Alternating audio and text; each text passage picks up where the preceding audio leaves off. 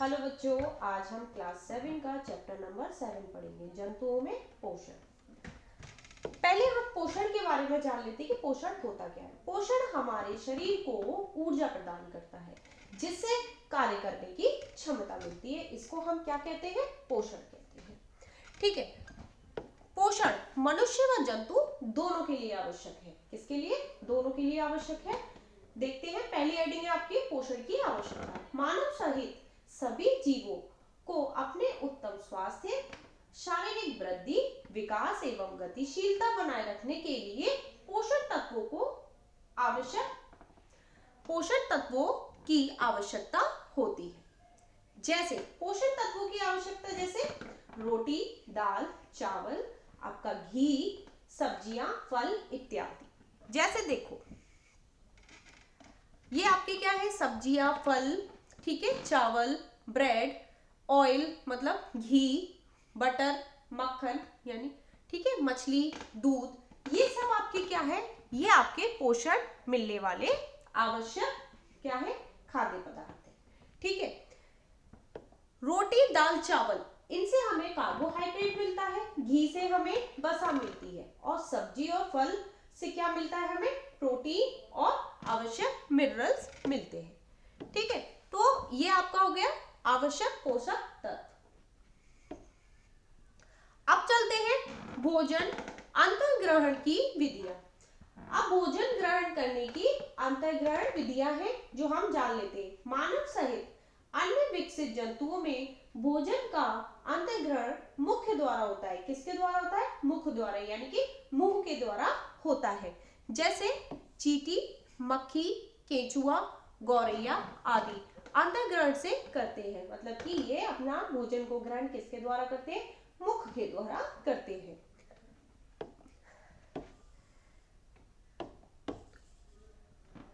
अब देखते हैं, मक्खी, मधुमक्खी, तितली आदि कीटों में मुखांग विशेष प्रकार के होते हैं। इनके जो मुखांग होते हैं वो कुछ अलग तरीके के होते हैं।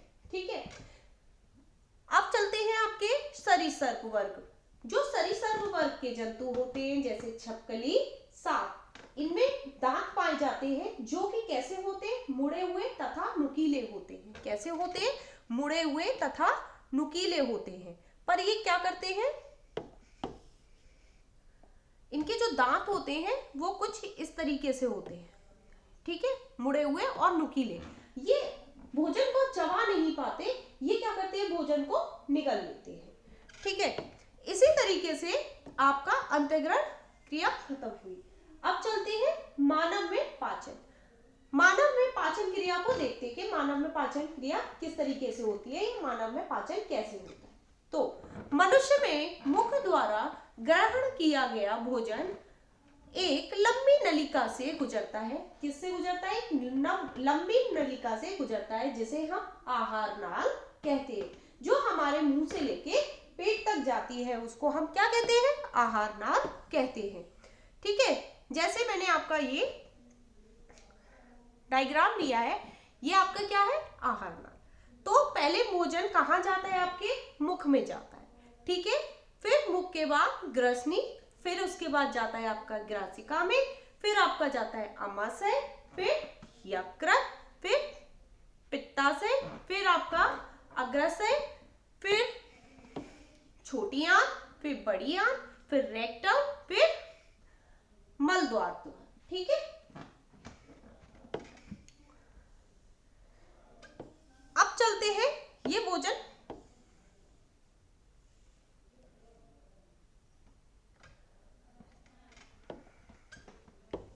कैसे पचता है। जब हम भोजन को ग्रहण करते हैं तो भोजन को हम कहाँ ले जाते हैं? मुंह में ले जाते हैं। मुंह में चबाने के लिए हमें किसकी आवश्यकता होती है? दांतों की आवश्यकता होती है। और दांत हमारे किस प्रकार के होते हैं? 4 प्रकार के होते हैं। कितने प्रकार के होते हैं बेटा? 4 प्रकार के होते हैं। और उसके मुख्य कार्य कुछ इस प्रकार है। तो 4 प्रकार के दांत कौन कौन से होते हैं? कृंतक, दूसरा है रंधक, तीसरा है अग्रचवर्णक, चौथा है चवर्ण। ठीक है। तो कृंतक का कार्य होता है बेटा काटने का कार्य करता है। जो काटने का, जैसे हम आगे के दांत से काटने का कार्य करते हैं। रंधक फाड़ने फाड़ने का कार्य करते हैं। हम कोई भी चीज को ऐसे करके साइड वाले जो दांत होते हैं उससे फाड़ने का कार्य करते हैं। अग्रचवर्णक जो दांत होते हैं वो पीसने और चबाने का कार्य करते हैं। किसका कार्य करते हैं? पीसने, हम ऐसे ऐसे थोड़ा सा दांतों को करते हैं, वो पीसने और चबाने का कार्य करते हैं। चवर्णक भी पीसने और चबाने का कार्य करते हैं। जैसे देखो, जो रंधक है, ये साइड के जो दांत हैं, ठीक है, ये किसका कार्य करते हैं? फाड़ने का। ठीक है, चवर्णक ये जो आपके ये दिए हुए, ये चबाने और पीसने का कार्य करते हैं। अग्रचवर्णक भी चबाने और पीसने का कार्य करते हैं, और कृंतक क्या करते हैं? काटने का कार्य करते हैं, जो आगे के दांत होते हैं। ठीक, अब चलते हैं पाचन क्रिया में लार का होना। अब पाचन करने के लिए लार की आवश्यकता होती है, जिसको हम क्या कहते हैं? लार कहते हैं। ठीक है, लार का एक नाम होता है जिसे हम बोलते हैं टाइलिन। देखते हैं पाचन क्रिया में लार का होना। जब हम रोटी को ज्यादा देर तक चबाने से वह मीठी क्यों लगने लगती है? ये आपको पता है, जब हम ज्यादातर रोटी को चबाते हैं तो वो मीठी क्यों लगने लगती है? उसमें लार पाई जाती है, और जो कि क्या होता है, लार में टाइलिन नाम का एंजाइम होता है। क्या होता है बेटा?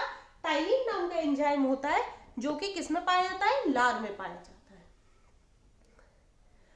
यह रोटी में कार्बोहाइड्रेट के जटिल कणों को मीठे माल्टोज में बदल देता है। कार्बोहाइड्रेट के जो जटिल, मतलब उसके जो कण होते हैं, वो किस में बदल देते हैं? माल्टोज में बदल देते हैं। इसलिए ज्यादा चबाने पर मीठी कैसे लगने लगती है? सॉरी, रोटी मीठी लगने लगती है। कैसी? मीठी लगने लगती है। लार के साथ चिकना होकर भोजन आहार नाल के ग्रसनी में और फिर ग्रास नली में पहुंचता है। जब आहार जब चबाने के बाद कैसा हो जाता है? चिकना हो जाता है। फिर उसके बाद क्या पहुंचता है? वो ग्रसनी में, ग्रसनी के बाद ग्रास नली में पहुंचता है।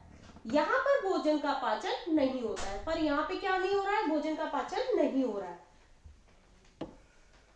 पर भोजन काफी देर तक रहता है। आमाशय की दीवारों से जठर रस का स्रावण होता है। ठीक है, क्या होता है? स्रावण होता है। ठीक,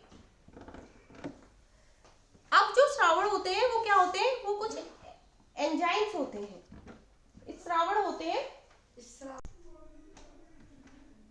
ठीक है, अब देखो, जिसमें पाचन एंजाइम, हाइड्रोक्लोरिक अम्ल एवं श्लेष्म बनाया जाता है। ठीक है, अब इसके बारे में जान लेते हैं। ठीक है, इसमें क्या मिल रहा है? हाइड्रोक्लोरिक अम्ल और श्लेष्म। इसके बाद इसमें हमें मिलता है पेप्सिन और रेनिन। इसके बारे में भी जानेंगे। पहले देख लेते हैं। श्लेष्म आमाशय के आंतरिक दीवारों को हाइड्रोक्लोरिक अम्ल के प्रभाव से सुरक्षित करता है। जो हाइड्रोक्लोरिक अम्ल है वो उससे सुरक्षित कर रहा है। कौन कर रहा है? श्लेष्म। ठीक है, अब चलते हैं, मैंने अभी बताया पेप्सिन और रेनिन के बारे में, जो कि ये भी एंजाइम है जो हमारी बॉडी में निकलते हैं। ठीक है, पेप्सिन और रेनिन। पेप्सिन का काम होता है प्रोटीन का पाचन करना। जो पेप्सिन एंजाइम है वो हमारे शरीर के अंदर जो प्रोटीन बनता है उसका पाचन करता है, और रेनिन का काम होता है दूध को दही में बदलना। ठीक है, फिर चलते हैं हाइड्रोक्लोरिक है, इसको हम क्या करते हैं? हाइड्रोक्लोरिक हमारे बॉडी में क्या कार्य कर रहा है? जो हमारे भोजन के माध्यम को अम्लीय बनाता है। जो हमारे अंदर जो भोजन होता है उसके माध्यम को क्या बनाता है? अम्लीय बनाता है। फिर सूक्ष्म जीवाणुओं को नष्ट करता है। जो भोजन में सूक्ष्म जीवाणु होते हैं उनको नष्ट करता है। भोजन को सड़ने से बचाता है, और हमारे शरीर के अंदर भोजन को सड़ने से बचाता है। ठीक है, अब चलते हैं छोटी आंत पर। छोटी आंत में हमारा भोजन संपूर्ण तरीके से पच जाता है, यानी कि उसका अवशोषण हो जाता है। भोजन का पूर्ण तरीके से अवशोषण होना ही छोटी आंत में होता है। ठीक है, अब चलते हैं स्वांगीकरण। क्या है? स्वांगीकरण। स्वांगीकरण के बारे में जान लेते हैं।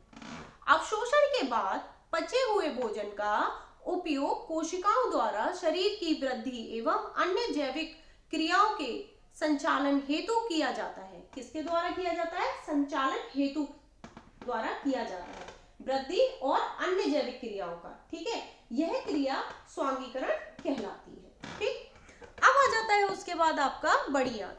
बड़ी आंत क्या करता है? जो भोजन में पानी रह जाता है वो उसका अवशोषण करता है। बड़ी आंत में क्या होता है? पानी का अवशोषण अच्छे से होता है। ठीक है, अब लास्ट आ जाता है गुदा द्वार।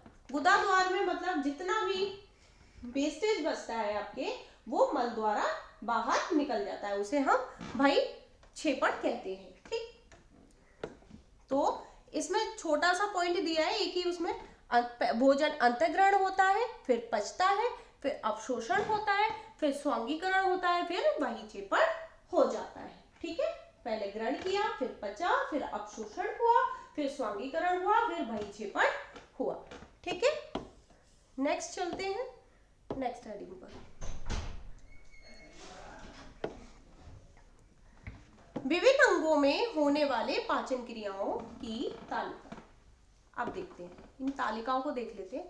पहले आपकी कॉलम में आ जाता है अंग, दूसरे में पाचक रस, तीसरे में भोजन के अवयव और पचने के बाद भोजन का सरलतम रूप। ठीक, तो पहले आपके अंग में आ जाता है मुख गुहा। क्या आ जाता है बेटा? मुख गुहा यानी कि मुंह। उसमें पाचन रस कौन सा हो रहा है? लार में टाइलिन नाम का एंजाइम। ठीक है, क्या है? टाइलिन, जो कि एंजाइम है। भोजन का अवयव यानी मंड यानी कार्बोहाइड्रेट। फिर क्या हो रहा है? पचने के बाद ये भोजन सरलतम रूप में किस में टूट रहा है? माल्टोज में। किस में टूट रहा है बेटा? माल्टोज में। फिर ग्रासनली, कोई नहीं, इसमें कुछ नहीं आता है, चबाया हुआ भोजन और डेडेस, यानी कि इसमें कुछ नहीं हो रहा है, केवल हम क्या कर रहे हैं? ये चबा हुआ भोजन हमारे अंदर जा रहा है। आमाशय, जठर रस, हाइड्रोक्लोरिक अम्ल। ठीक है, उसके बाद प्रोटीन, दूध, पॉलीपेप्टाइड्स। ठीक है, भोजन का जो अवयव बनना है वो प्रोटीन, दूध, पॉलीपेप्टाइड्स। फिर आपका पचने के बाद क्या हो रहा है? पॉलीपेप्टाइड्स दूध से दही बना रहा है। जो दूध हमने लिया है उसको पचाने के लिए वो क्या कर रहा है? पहले उस दूध को दही बना रहा है। छोटी आंत, छोटी आंत में क्या हो रहा है? पित्तय रस, अग्नाशयी रस होता है। ठीक है, बसा, प्रोटीन, पॉलीपेप्टाइड, स्टार्च और माल्टोज। ठीक है, माल्टोज अमीनो अम्ल, बसा अम्ल और ग्लिसरॉल। ठीक है, ये इसमें बदल रहा है। बड़ी आंत में डैश डैश डैश डैश अतिरिक्त जल का अवशोषण करता है, जो मैंने अभी पहले बताया कि बड़ी आंत में क्या होता है? जल का अवशोषण होता है। गुदा द्वार में क्या हो रहा है बेटा? अस्थायी रूप से अवशिष्ट और अपचे हुए भोज्य पदार्थों का संग्रह और बहिक्षेपण हो रहा है। मतलब कि जो बचा हुआ, मतलब इसमें जो भी वेस्टेज रह जाता है वो किस में रहता है? गुदा द्वार में रहता है, उसके बाद वह बाहर निकल जाता है। ठीक है, तो पाचन क्रिया है मानव की, वो आपकी खत्म हो गई। अब आगे की हेडिंग देखेंगे हम, घास खाने वाले जंतुओं में पाचन। घास खाने वाले जंतु तो आपने देखे होंगे, जैसे गाय, भैंस, बकरी। तो पहले देखते हैं इसको। शाकाहारी जंतुओं गाय, भैंस, बकरी आदि को भोजन ग्रहण करते हुए देखा होगा। वह जल्दी जल्दी अपना भोजन क्या करते हैं? वो निगल लेते हैं। ठीक है, आपने अक्सर देखा होगा भोजन को वो चबाते इतनी जल्दी नहीं है जितनी जल्दी वो निगल लेते हैं।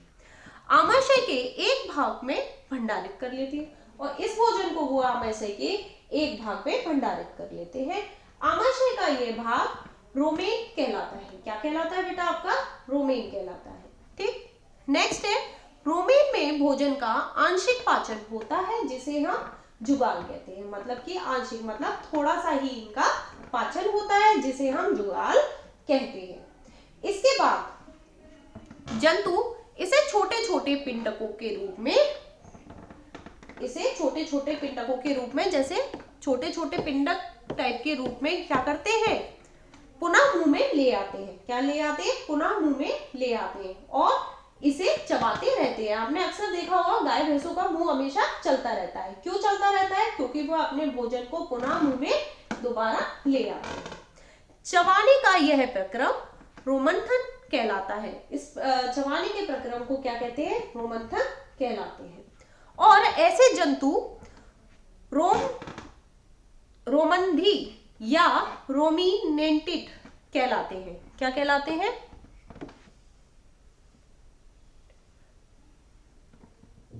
रोमंदी या रोमिनेटेड कहलाते हैं। क्या कहलाते हैं बेटा? रोमिनेटेड कहलाते हैं। ठीक है, आपका देखा है, ये डायग्राम दिया हुआ है, ठीक, जिसको हम देख लेते हैं। ये ग्रसिका है, ये रोमेन है, ये क्षुद्रांत है। ठीक, ये क्या कर रहा है? ये जो रोमन है यहीं पे अपना भोजन को क्या कर लेते हैं? ये स्टोर कर लेते हैं। ठीक, फिर नेक्स्ट चलते हैं। अमीबा एवं हाइड्रा में संभरण एवं पाचन। अब अमीबा के बारे में जान लेते हैं। ठीक है, अमीबा जलाशय में पाए जाने वाला एक कोशिकीय जंतु है। क्या है? एक कोशिकीय जंतु है।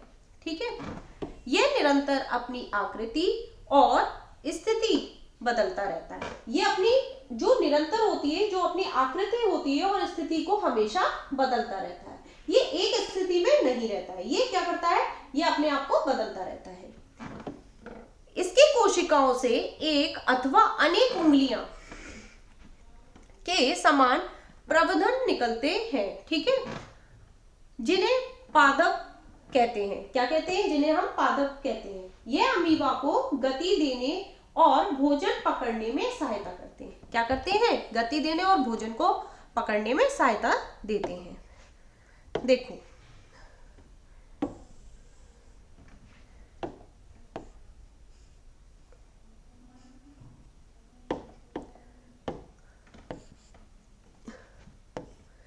ये आपका क्या है? ये अमीबा है, जो कि कहाँ पाया जाता है? जलाशय। जलाशय मतलब आपके नदी नालों और इन जगह पाए जाते हैं।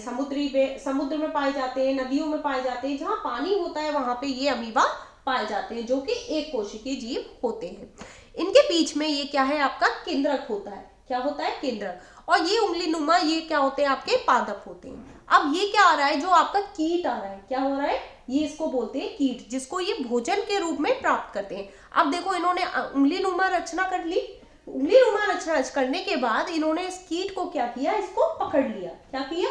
इस कीट को पकड़ा। फिर कीट को पकड़ने के बाद इन्होंने अपनी संरचना को क्या किया? इसको बंद कर लिया। इसको बंद करने के बाद ये पोषण इस कीट से अपने आप में प्राप्त करते हैं और अपने भोजन को पचाते हैं। ठीक है, तो ये कहलाता है आपका अमीबा में भोजन का पाचन। ठीक है, अब चलते हैं हाइड्रा। हाइड्रा भी क्या होता है बेटा? हाइड्रा भी एक तरीके का जीव होता है, जो कि कैसा होता है? इसको हम हाइड्रा को अगर इधर उधर से काट देंगे तो ये अपने आप में दोबारा से उगना शुरू कर देगा। ठीक, तो ये ऐसी जगह स्थान पे होता है जहां पे कीट सबसे ज्यादा होते हैं। और इस कीट को ये कैसे पकड़ रहा है? इसके आसपास जब स्पर्श कीट ने किया तो हाइड्रा ने अपनी कोशिकाओं से क्या किया? इस कीट को पकड़ा। ठीक है, जैसे इस कीट को पकड़ लिया, इस कीट के पकड़ने के बाद क्या कर रहा है? इसने अपने पोषक तत्व को नीचे की ओर खींचा। ठीक है, इस कीट को अपनी ओर पोषक तत्व में खींचने के बाद जितना भी उसका जो उसके अंदर जो भी भोजन उन्होंने प्राप्त किया, उसका जो पोषक तत्व था, वो उसने इसको प्राप्त करने के बाद उस कीट को छोड़ दिया। मतलब कि ये पूर्ण तरीके से उसको पकड़ नहीं सकते, ये उसके स्पर्श से अपना भोजन को प्राप्त करते हैं। तो इसको हम कहते हैं हाइड्रा। तो ये हाइड्रा के पाचन की क्रिया को हमने पढ़ लिया है। अब इसके बाद हम चलेंगे क्वेश्चन आंसर पे। किस पे चलेंगे बेटा? क्वेश्चन आंसर पे। ठीक है, इसके प्रश्न उत्तर में आपका आ जाता है, निम्नलिखित में से सही विकल्प चुनकर लिखिए। सही विकल्प चुनकर लिखिए। तो आपका पहला क्वेश्चन है, मुगवा में भोजन के किस अवयव का सरलीकरण होता है? ठीक है, प्रोटीन में, कार्बोहाइड्रेट में, वसा में, विटामिन में। तो आपका आंसर हो जाएगा कार्बोहाइड्रेट।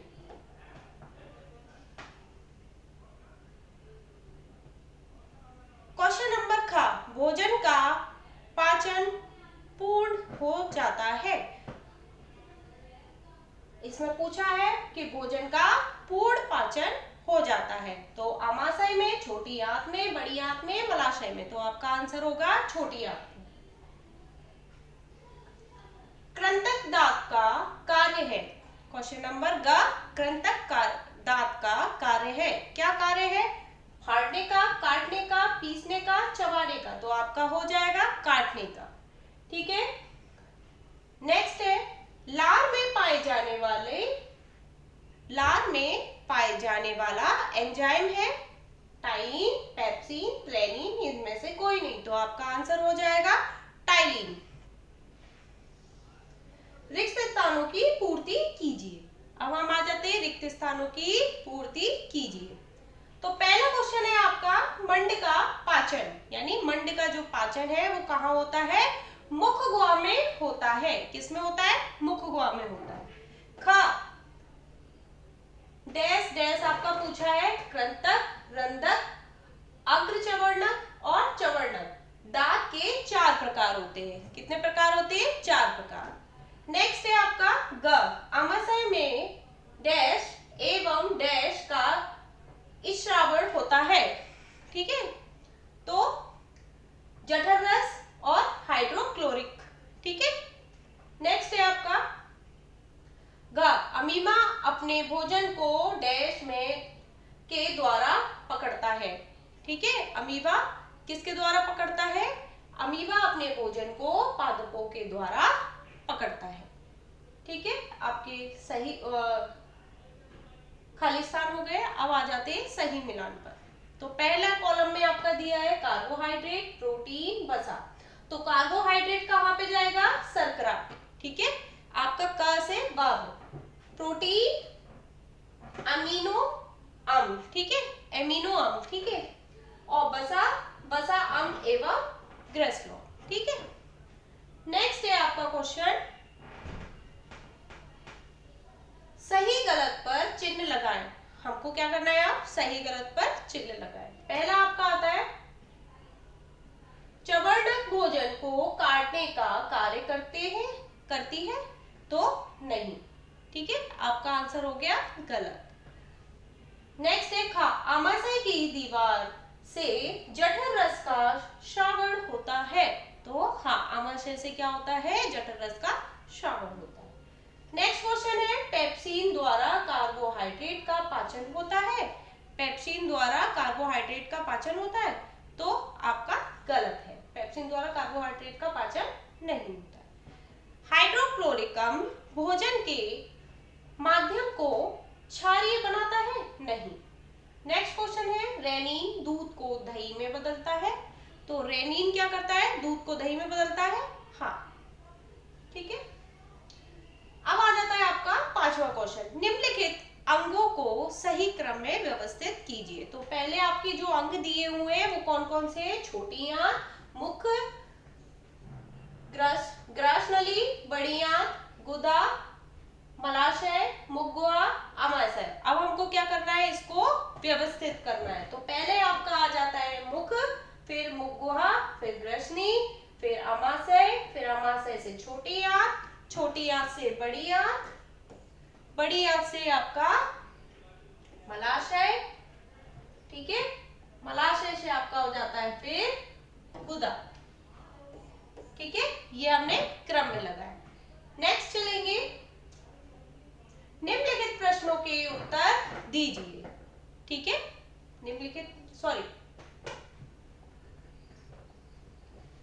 क्वेश्चन नंबर 6 पे आ जाएंगे, आहार नाली के कौन से भाग द्वारा निम्नलिखित क्रियाएं संपादित होती है? ठीक है।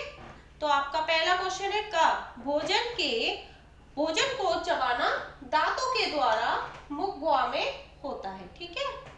खा, जीवाणु नष्ट करना आमाशय।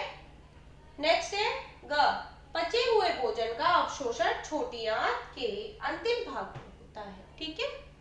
नेक्स्ट है सेलुलोज का पाचन अंधनाल या सिकम में होता है।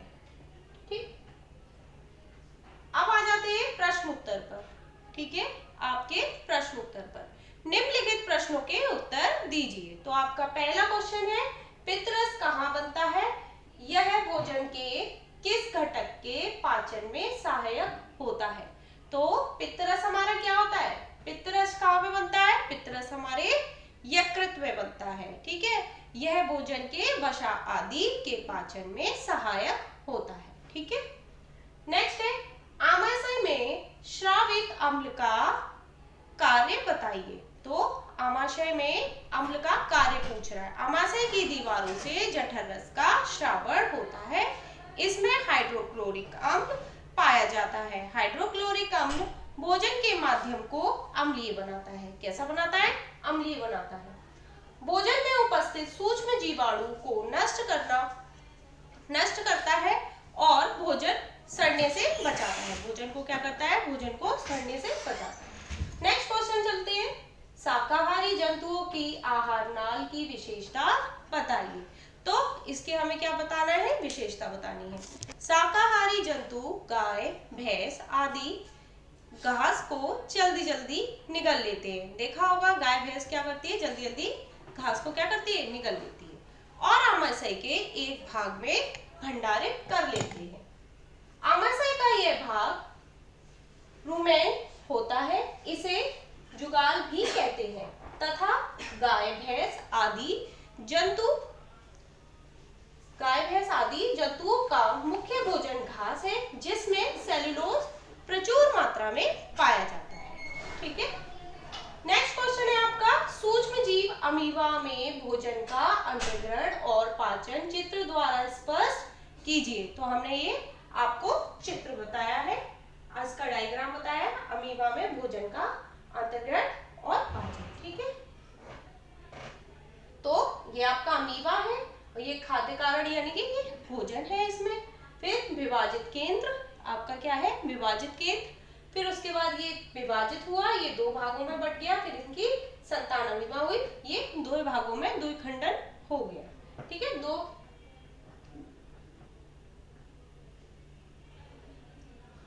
द्विखंडन कहलाता है अमीबा। ठीक है, अब आ जाता है आपका मानव की आहार नाल का नामांकित चित्र बनाइए।